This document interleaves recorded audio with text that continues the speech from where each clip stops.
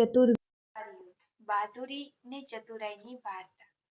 એક ગામમાં કેટલાક વેપારીઓ રહેતા હતા. તેઓ માલ વેચવા જુદા જુદા ગામમાં જતા હતા. એકવાર થોડું મોડું થતાં રાત્રે જંગલમાંથી પસાર થવું પડ્યું હતું. લૂંટારાઓએ તેમનો બધો માલ લૂંટી લીધો હતો. બહાદુર ને ચતુર વેપારીઓએ એક યુક્તિ કરી અને કહ્યું કે અમે કલાકાર છીએ, નાટક કરીને મનોરંજન કરાવીએ તો લૂંટારાઓ જોવા બેઠા. તેમણે ભરવાડ, સુથાર, મોચી, લુહાર ના વેશ ભજવીને લૂંટારાઓને ખૂબ મનોરંજન કરાવ્યું. લૂંટારાઓ મોજમાં નાચવા લાગ્યા. પછી વેપારીઓએ ચોર પોલીસનું એક નાટક શરૂ કર્યું. ત્યારે કેટલાક વેપારીઓ છુપાઈને શહેર ગયા ને અસલી પોલીસને લૂંટારા વિશે જાણ કરી. પોલીસ તેમની સાથે આવ્યા તો પોલીસનો વેશ કહેતા હતા એવી રીતે અસલી પોલીસ આવ્યા.